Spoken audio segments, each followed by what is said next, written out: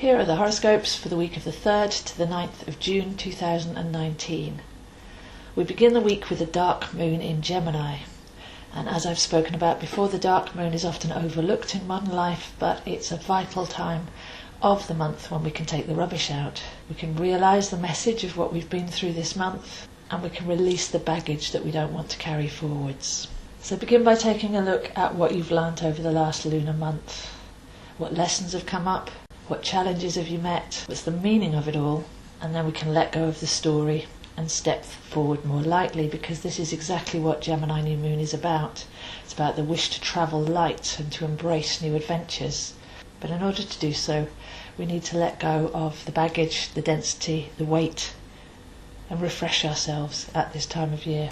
So by Monday, 11 o'clock AM UK time, we have the new moon in Gemini at 12 degrees for those that are following along in your charts. It's very important to locate these lunar cycles into our charts so that we can see where this is happening for us.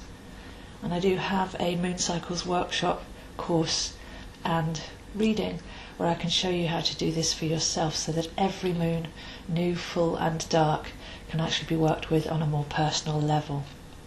But generally this is a moon which sits at the top of the chart in the 10th house, and this is calling us to look at our vibrational contribution to the world. Many astrologers see the 10th house as the house of career, but career, when you look at the word, just means to tear around out of control. So rather than career, look at your contribution, where you're taking your energy, where you're focusing it, where you're directing it, and then what that actually contributes to the world. It's important that we feel that we're living purposeful lives, and we don't just look at goals and rewards, at consumerism, at what we can get, but also take a moment to look at what we're giving. So Gemini is all about communication, and at the moment Mercury is in Gemini as well. So everything is frequency. Our words have power, words have frequency, and we all transmit our own frequency. So this is a time over the next 2 weeks to make sure that you're speaking from your true self, that your words have power, that you're speaking with vision, and you're connecting to the message deep within. One great way to align with our true selves is to look at our talents. So by Tuesday, look at your greatest talent. Do you appreciate the gift? Do you appreciate the effort that you're putting into fine-tuning your talents? And we live in a world where we're told to hide our light, but yet this is a time to be bold and to share it. So the age of Aquarius asks us to look at our unique talent, our unique vibration, to appreciate our uniqueness, but not to hide it, to actually be that contributional frequency and to give freely. By Wednesday, Mercury moves into Cancer, and at this time of year everything tends to turn around and focus on community. This is the home, the mother, the nourishment, the nurture. But with Mercury, the communicator, the processing mind, then to look at where we have a common union and a unifying bond with those on our level and in our environment, to see where our uniqueness actually fits in with our tribe, with our group. We have to stand on our own merits, stand in our own core, but we're also part of a bigger group. So appreciation for that on Wednesday as Mercury moves into Cancer.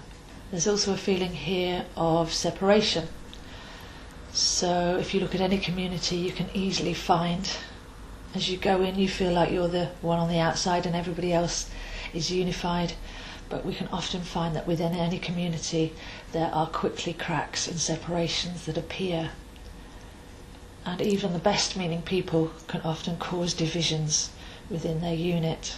So have a look at being unified, have a look at being holistic, have a look at where everything fits together, what the common ground is rather than the differences, superiority, differences in opinion, projecting or attacking others. And the focus here with Mercury in Cancer be to find that unity, to find that nourishment, to find that love and to find that bond. We're heading into some very powerful energies next week, so I feel by Thursday, Friday and into the weekend it's good to rest up and to actually enjoy what we have now, to take the Taurian lessons to heart and to live from the now, because we're often rushing, anticipating into the future.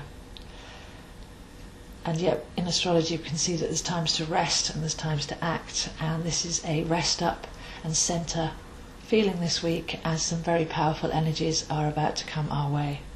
Going back to the theme of the sense of purpose, does our life have purpose, or is it us that gives our life purpose, is the meditation for Friday. Both are actually true. You're here to be your true self, to be that expression in a general sense, but also when we give our lives purpose, it's important to make sure that we update the story every once in a while. Whenever we're feeling lost or confused, to centre back in, to be able to change our mind and therefore change our course of direction through introspection is one of the main powers that we have. So we can be living from an old purpose or an old sense of purpose. I need to serve, I need to heal, I need to help, I need to reach out, make sure everything's all right everywhere else. But this is a moment to draw everything back in and to make sure that your purpose is your current purpose and to focus on that so that you're not going off course. I was speaking last week about attention span as well. With so much energy in Gemini, and by the weekend Venus moves into Gemini, we are still called to be anchored very deep within, to not just get whipped around by the latest pleasure or the latest distraction, but to be coming from that deeper place of purpose, of centre, of knowing what it is that our vibration's contributing to, in order that we can apply ourselves over a longer period of time. The advantage of Venus in Gemini, though, is that we can harness a youthful outlook and a simple approach to life.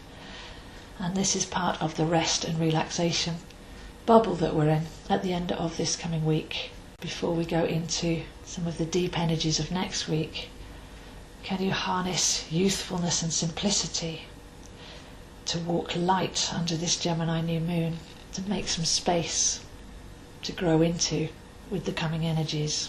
So a fairly light week really, tuning into the moon cycles, tuning into the timing, tuning into the essence of who we are, realigning to our purpose and the purpose that we give ourselves and making sure that that's up to date. Some time to rest and recalibrate, to view life as an adventure, not just a long slog of challenges, but to let go of some of the story, which is where we do take those challenges and project them forwards, can let go of the past once we realise the lessons and step forward lighter and more energised. So to help us do this, like I say, I can actually help you tune into the moon cycles and where they appear in your chart, how you can harness those energies for yourself. And I also have an incredibly holistic coaching program where I can help you to release on a physical, mental, emotional level, to attune to the spiritual purity and perfection that you actually are, and to start to live from that place. So if you'd like a one-to-one or to arrange a call, design the ultimate personal training program for you, then I am available zoeheinz7@gmail.com. Post every day on Facebook at AstroZo, Instagram zoeheinz7, and of course these videos are free every Sunday on YouTube, Zoe Astro. So as we've turned the corner now, we're heading towards the summer solstice, which is a pivotal axis point. We're under the blessings of the new moon in Gemini. Then let's let go of density, let's embrace our true frequency, and let's step forwards with a lighter, brighter outlook to live a more purposeful and harmonious life. So those are the horoscopes for this week, and I'll see you next week.